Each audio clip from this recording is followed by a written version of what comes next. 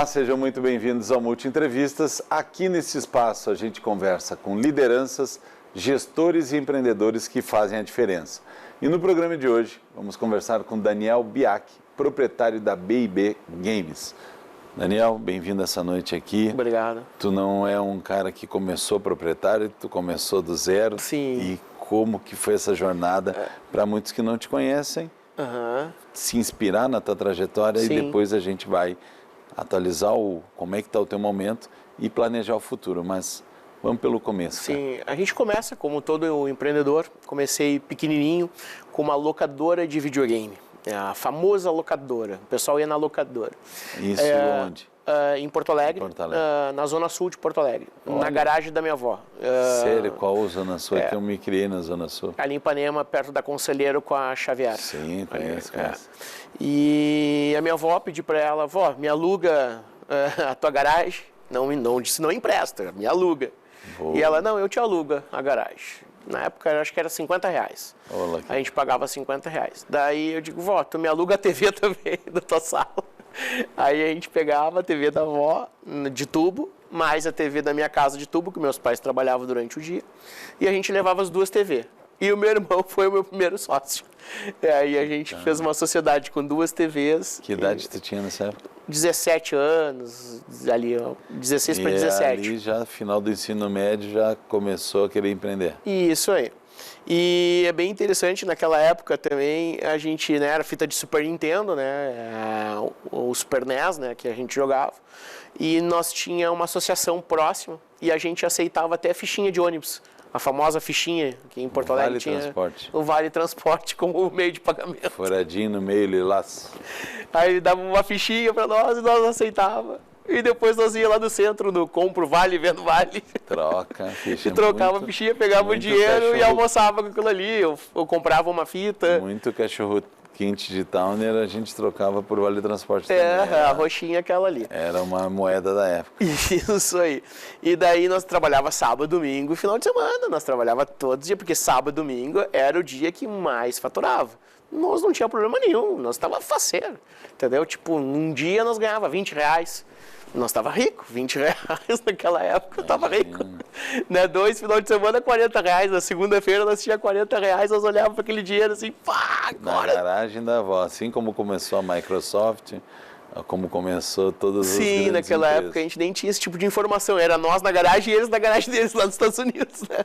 Porque naquela época não tinha como locar, porque mal as pessoas tinham, a gente, né, pelo menos mal a gente tinha, uma matrícula para ser fiador, para alugar, ou até para próprio arriscar, né? Como é que tu vai arriscar numa coisa se tu não sabe se vai dar certo? Que eu acho que hoje o famoso iFood, né? Que a pessoa começa em casa e depois, dando certo, ela vai... Mas basicamente foi boca a boca ali, né? Sim, boca a boca, na esquina, gurizada, internet, né? Não tinha nada para fazer, né? Jogava videogame. E depois, às 6 horas, né? A gente fechava, 6h30, eu acho, 7 horas. A gente pegava as TVs, largava na avó e na mãe para eles ver a TV, né? A novela. Porque senão elas iam ficar loucas, né? Se não tivesse a novela. Sim, ainda tinha que fazer o revezamento. Não, todo dia. E a TV era pesada, era as TV de tubo, tá? Eu tinha que pegar eu e meu irmão de um lado, levava na avó, depois o outro pegava e largava da minha mãe. Aqui na recepção tem algumas TVs, depois na saída vou te mostrar ali algumas, que uma certa era da tua avó. A minha mãe era bancária, entendia de poupança, ela fez uma poupança para nós, na época da caderneta de poupança. Por que era caderneta? Vinha uma caderneta, né, e máquina de escrever e tal, e a gente começou a poupar o dinheiro. Daí ali a gente foi aprendendo. Alguns bancos, né, na época, bem antigamente, a caixa dava uma galinha de plástico. Não era um porco, não era uma latinha, era uma galinha. Sim, para te poupar. E sim, o cofrinho isso aí é um clássico, né, de antigamente. Então, porque quando tu é uma criança, né, 16, 17 anos, o que tu vai fazer com R$40? Daí tu tem que ter alguém para... Gastar tudo no skate. Não, a gente não queria gastar, né, a gente poupar. Poupar, e daí a gente foi guardando, foi comprando mais fita, aí foi comprando, daí foi comprar uma TV, né? Aí o TV tinha que ser o nome da mãe, para poder parcelar, Daí a gente já assinou a primeira dívida, que eram 2 TVs, para não ter que paletear as TVs pra lá. E a gente foi indo. Mas nisso o pessoal ia lá e jogava lá ou pegava a fita e jogava em jogava casa? lá, jogava no local. 1 hora, pagava por 1 hora, 2 horas, 3 horas, né? E daí, com o tempo, né, os videogames começaram a estragar e começaram a dar problema. E não tinha eletrônica em Porto Alegre. E daí me falaram da Escola Técnica Parobé, que é uma escola tradicional aqui de Porto Alegre. Entra no Parobé que tu vai virar técnico. E eu, tá, então vamos lá. Aí me inscrevi lá e tal. Tinha que entrar numa fila gigantesca lá. Pedi pelo amor de Deus para a diretora me colocar lá. Conseguiram me colocar lá e eu comecei a achar que eu ia consertar videogame, né? Vou começar a consertar meus próprios videogames para não ter problema. E daí não tinha. A escola técnica ela é meio geral, né? Daí eu tive que ir aprendendo. Aí eu conheci um japonês e um japonês me explicou como é que fazia. Daí um japonês que veio do Japão para cá, imigração e tal. E ele, não, tu tem que abrir assim, assim, assim. Ah, tá. Daí eu fui aprendendo, né? E daí o que aconteceu? Já tinha várias locadoras, não ali no meu bairro, mas tinha locadoras para o Porto Alegre. E elas davam problema também. E eu comecei a consertar os videogames das locadoras. E o meu sócio, meu irmão, ficou na locadora e eu só ia para consertar. Eu cobrava R$50 uma visita, né? E eu ia de ônibus, né? E Juca Batista. Isso. Pegava o Juca ali. O Jucão ali. Bom, o Juca era direto, o Juca era normal. E o Juca era um ônibus elitizado na época. Conexão com o muito peguei. O Juca era o melhor. Olha, o ônibus era top ali, era só gente top, tudo italiano, Zona Sul ali, né? Aí a gente cobrava tipo 50, num dia eu fazia R$100. Eu não sei, mas eu acho que, sei lá, eu acho que uns R$2.000 hoje, num dia, assim.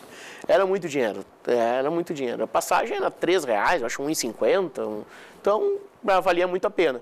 Aí eu comecei a fazer manutenção, eu fui muito conhecido nisso. Do nada, as fitas foram por água e entrou o CD. Aí começou o CD. Até eu digo que a B&B ela tem 3 décadas, né? A fita, o CD e o não CD agora, que é o digital. Os jogos são baixados agora, eles não são mais vendidos, são tudo online, né? Então a gente já está na 3ª geração, né, da B&B. Eu tô 30 anos, já estamos na 3ª década. Tu pulou o Atari, que é da minha geração. O Atari eu não tive essa... E o Odyssey também. E nós era pobre, né, então... O telejogo, então... Não, esse aí... Não, mas não importava a classe econômica, a gente ia na casa do que tinha. Sim, naquela época era assim. Eu também jogava videogame com 12 anos. Eu só tive videogame, também foi uma desculpa a mãe comprar o videogame, porque nós íamos botar a locadora. Sim. Que foi o que que ela comprou pra gente e o outro a gente parcelou. Sim. Né? E então a gente começou, daí ali já comecei o meu primeiro Pronamp, né? Agora é Pronamp, né? O meu primeiro empréstimo ali para ir pagando, né? E daí me falaram, naquela época tinha o tal do guarda-livro, não era contador. Ah, tu tem que abrir uma empresa. Daí eu digo, tá, mas como é que faz? Tá, vai vir um guarda-livro. Era um senhorzinho que vinha com um livro, assim. E fez meu primeiro contrato social com uma máquina de escrever, tá lá até. A maquininha de escrever, pegou, tu tem que... Aqui tu paga os teus impostos, aqui tu... Tá, mas como é que faz? Tu tem que declarar o que tá ali, assim, tu faz assim, tá, então faz aí, eu nem sei como fazer. E daí a gente começou a primeira, nem sei como é que fazia. Os impostos iam pra gráfica, a gráfica imprimia o talão, daí o talão mandava pro contador, era 3 folhas com carbono, o rosa ficava comigo. No primeiro momento era com carbono, depois virou a folha carbonada já. Eram 3, né? Um ia pra receita, um ficava contigo e um pro contador, um ficava no talão, que se caso tivesse a fiscalização, tu tinha ali. Daí a gente começou ali, foi o meu primeiro imposto, né? Que a gente ia fazer. Estamos falando dos anos? Faz 30 anos atrás, ali eu tinha 18 anos já ali. Quando eu fiz a empresa eu já tinha 18, né? Um ano depois tu formalizou. Daí eu consegui formalizar. E até então era tu e teu irmão? Sim, meu irmão. Aí o meu irmão, a gente se separou, eu fiquei mais na área de assistência. Só que o que estava acontecendo? Como eu estava muito próximo das locadoras, e também eu sou um pouco negociador, eles também queriam comprar. Onde é que tu compra tal coisa? Daí eu, comecei... Vamos chegar nesse momento então, fazer um break, porque daí agora a gente dá uma pausa dramática para o cara saber como foi essa virada, né? O Multi Entrevistas vai fazer um rápido intervalo. Não saia daí, já voltamos.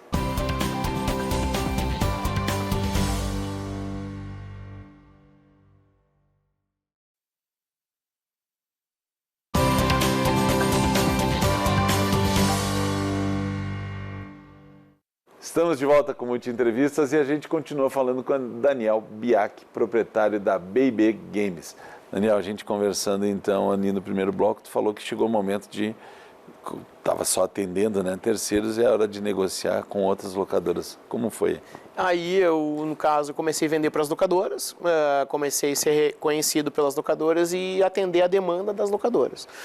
Tudo que era lançamento de jogo, videogame, manutenção, eu comecei a fazer. Já estava com 19 anos, já estava com o meu carro, já conseguia me deslocar rápido e comecei a estudar. Daí depois eu entrou a faculdade e... eu comecei a trabalhar com teleentrega daí. Aí a gente começou a fazer anúncio na famosa Zero Hora aqui no, né, não tinha Diário Gaúcho na época, era Zero Hora naquelas, os anúncios de... Classificado. Os classificadinhos ali. Consegui comprar a cabeça da Zero Hora, que era o melhor, assim, tinha que entrar com uma competição lá, era tipo, quem entrasse, daí tinha um caderno videogames, e ali eu comecei a vender. Coloquei celular, até na época tive que comprar uma carta de celular para ser sorteado, na época tinha que ser sorteado. Aí eu fui comprei de alguém sorteado, paguei R$1.000 uma habilitação de um telefone. Uma linha. Uma linha, né, que é a habilitação. Aí fui lá, habilitei e tal, e daí comecei a fazer teleentrega. Só que ninguém queria fazer teleentrega. Aí eu tive que ir no motoboy que fazia teleentrega de frango e de pizza. E eles trabalhavam de noite, de dia estavam livres, eu tive que convencer ele, cara, por que tu não entrega videogame? Mas eu nunca entreguei videogame, eu só traço teleentrega de pizza, teleentrega de frango. Não, mas vim trabalhar de dia comigo. Daí eu tive que convencer um motoboy para trabalhar comigo para fazer teleentrega. A gente fazia Viamão, Grande Porto Alegre, a gente fazia todas essas entregas porque a gente estava na Zona Sul, é mais deslocado de todo o Porto Alegre, né? Mas como eu morava ali a gente surgiu. E a Zero Hora me deixou famoso, assim, muito conhecido pela Zero Hora, onde a gente conseguiu ir crescendo. Aí eu disse que uma hora, agora eu vou ter que sair da garagem da avó, né? Daí foi aonde a gente foi para o Beira-Rio. Né, ali na frente do Beira-Rio. A gente foi muito conhecido por estar na frente do Beira-Rio. Ali a gente ficou 18 anos, 16 anos na frente do Beira-Rio. Daí vários jogadores compraram com a gente, né, ambos os times compravam muito com a gente. E a minha mãe e meu pai se aposentaram e vieram trabalhar comigo. Que tal? Meu pai fazia as entregas, a manutenção, a minha mãe cuidava do financeiro e eu cuidava do comercial. Aí eu criei um call center. Teve uma época que eu cheguei a vender 100 videogames num dia. 100 videogames num dia. Cara. Na época do PlayStation 2. Foi o videogame mais vendido na época.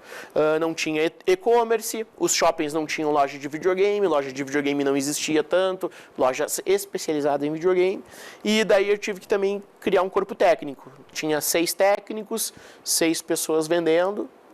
Daí foi o meu primeiro empreendimento, assim, né, mais sério, tudo. Daí a gente já parcelava, a gente parcelava 24 vezes no boleto. Eu consegui a financeira, a famosa Losango aqui de Porto Alegre. A gente fazia muito isso aí. Vinha gente de tudo que era lugar para financiar o videogame. Se não desse, ele ia trazer o nome da avó. Aí ele botava a avó dentro do carro, levava a avó lá para financiar e assinar o contrato. Saía com o videogame. E tem umas coisas bem interessantes também assim que acontecia, né? Tipo, eu vendi um videogame e o cara pegou... Deu 6 horas, ele voltou. Preciso devolver o videogame. Eu disse, mas por quê? Vou ter que te falar a verdade. Cheguei em casa, minha mulher disse, ou era eu ou era o videogame. Aí ela disse que ou eu devolvo o videogame para a loja, e senão vai perder o namoro. Aí eu disse, cara, tu tá sendo tão sincero, tá, tudo bem, vou aceitar, porque por lei tu não pode aceitar, né? Né? Só por estraga, alguma coisa. Aí eu, tá. Aí teve um outro também bem interessante, depois de uns 2 anos isso. O cara chegou para mim... eu queria comprar o videogame. Aí ele... mas eu não quero a caixa. E eu... todo mundo quer a caixa do videogame para levar a caixa, né? Aí eu disse, tá, tudo bem, eu vou tirar da caixa, então. Eu peguei o videogame, entreguei para ele, botei numa sacola, amarrei, dei para ele e guardei a caixa. Daqui a pouco peguei a nota, né? Dei para ele. Não, a nota não. E eu... não, peraí. Tu não quer a nota, tu não quer a caixa, tu me conta o que tá acontecendo. Né? Aí ele... eu vou chegar em casa, vou tirar o videogame de lá e vou botar o PlayStation 4. Ela não sabe o que é Play 1, Play 2, Play 3, Play 4. Eu só vou colocar na estante e vou continuar jogando. Então ela não vai ver, ela não tem nota, não tem caixa, não tem nada. E eu disse, pô... pessoal viciado mesmo. E hoje como que tá, cara? Vocês estão onde? Hoje, né, no mercado hoje, a minha mãe e meu pai ficaram mais velhos, eles estão mais velhinhos agora, e me deu um estalo que eu disse assim, não, para mim continuar com a qualidade, o atendimento, com tudo que está vindo pelo mercado, e eu vim estudando já há uns 8 anos o mercado de franquia. Então, a gente pegou uma empresa, onde a gente franqueou a marca, onde a gente criou procedimentos, onde a gente viu todas as necessidades do mercado, viu todas as dores do mercado e a gente começou a franquear. Hoje a gente está com 15 franquias, 10 em Porto Alegre, 3 no Rio de Janeiro e algumas no interior do estado, onde agora eu estou passando toda a minha experiência de vida para os meus franqueados. Eu explico para eles como é que é o atendimento, como é que eles têm que tratar o cliente, quais os equipamentos que estão mais vendendo. Tem uma particularidade, o pessoal não gosta às vezes de vender o videogame com a caixa estragada. Eu digo, não, vende a caixa estragada, dá um desconto para o cliente. Não, mas ninguém vai comprar com a caixa estragada. Eu estou há 30 anos, tem gente, o pai é pão duro, o pai não quer gastar, ele quer pagar uns 300 pila menos e ele não vai se importar com a caixa. Entendeu? Tem alguns clientes que não se importam com a embalagem. Aí eu explico para eles. Consertar controle, o joystick. Não, mas eu não vou consertar o joystick. Cara, joystick, tu é pai? Não. Cara, é caro. Um controle custa R$700, R$150 para o guri ir lá e depois estragar de novo. E daí tu gera uma recorrência dentro da tua loja, um atendimento e tal. Perfeito. Eles se apavoram também quando o videogame estraga, né? O meu franqueado também. Daniel, o videogame estragou. Cara, atende o cliente direitinho. Ele vai saber quando a empresa é boa, quando estraga, quando dá o problema. Ali que ele vai saber quando a empresa é boa. Presta serviço para o cara. Não, mas ele está pedindo a troca. Não, por lei não precisa trocar. Quantos meses? Tem 3 meses. Explica para ele direitinho que tu vai fazer uma troca. A empresa tem 30 anos, não sei o quê, que ele não vai ligar para o 464, não vai ligar para o call center, não vai precisar levar nada no correio, é direto na loja. Tá, daí eu vou explicar. Daí ele explica, não, tudo bem. Muito bom. A gente faz a troca e tal, né? Esses são os perrengues da vida real, né? E nesse mercado, cara, o que está acontecendo ou o que vai acontecer no futuro? Esse ano eu tive uma notícia muito interessante da NRF, né, que é a maior feira do varejo mundial. Eles estão falando muito forte, batendo muito na tecla o cliente na experiência de compra. A experiência de compra no cliente. Tu tem que estar com, não é um cafezinho, tu tem que estar com um café bonito, querido, um café, um sorriso no rosto, às 10 horas da noite, quando a loja, às 10 horas da manhã, quando a loja abre, tem que estar com um sorriso no rosto, atendendo o cliente, explicando sobre o equipamento, quais as vantagens e as desvantagens. A gente não quer ser comprado por nenhuma marca, então o cliente chega, a gente atende a necessidade dele. Se ele quer um Play, é um Play. Se ele quer um Xbox, ele quer um Xbox. Se ele quer um Play 1, ele é um Play 1. Se é um Atari, é um Atari. E se ele não gostou, troca o produto para o cliente. E não se adaptou, não curtiu, achou muito difícil, troca o equipamento para o cliente. Fica 1 hora, 1h30, 2 horas com o cliente na loja. Explica sobre o pós e o contra, por que comprar o jogo digital é bom, por que comprar o jogo físico é bom, qual a nostalgia de ter um jogo físico, de não ter um jogo físico. Dentro da loja também a gente tem um presentinho gamer. Todo mundo quer dar um presentinho. Agora teve muito amigo secreto no final do ano. A gente tem presente por R$30, que é os chaveirinhos de jogos. A gente tem presente por R$50. A gente tem as canecas da Zona Criativa, que são canecas licenciadas da marca, para dar de presente uma camisetinha, um presentinho, um jogo físico. Porque muitas vezes tu quer chegar no amigo secreto, como é que tu vai chegar com um jogo digital? Chega com um joguinho físico, vai ali dar de presente para ele. A cultura de também, eu vou dar um jogo usado no aniversário, mas um jogo usado, que é um jogo antigo, é raridade. É uma coisa cultural isso. Que não tem nada a ver isso, entendeu? Tu dá um presente, uma raridade, que tem um jogo aí, um futebol, que é caríssimo, só porque ele é antigo, porque os jogos deu alguns problemas agora de licenças, né, nesse ano, nos últimos 2 anos, e antigamente tinha as licenças bem certinhas, com os nomes dos jogadores, tudo certinho, os jogos eram mais habilidosos, assim, e tal, então isso aí. Bacana, cara, é bastante informação, talvez a gente tenha que fazer outro programa para saber especificamente comportamentos, etc., mas já deu para ter um panorama de que é uma coisa que não tem volta, né? O hábito de jogar sempre vai acontecer, quer seja no piá, quando tu tinha a tua adolescência, quer seja os adolescentes ou os piás de hoje. Sim. A questão é realmente a dose, né? Saber, porque tem gente que já está vivendo disso, né? Sim. Daí é outro programa. Sim, Como sim. ser profissional jogando, que daí é o sonho de todo o PA. Daniel, obrigado por abrir esse mercado e como que ele está funcionando atualmente. E o Multi Entrevistas vai ficando por aqui hoje. Se você gostou desse conteúdo, compartilha com quem você acha que ele possa ser interessante e nos segue e até breve, até o próximo programa.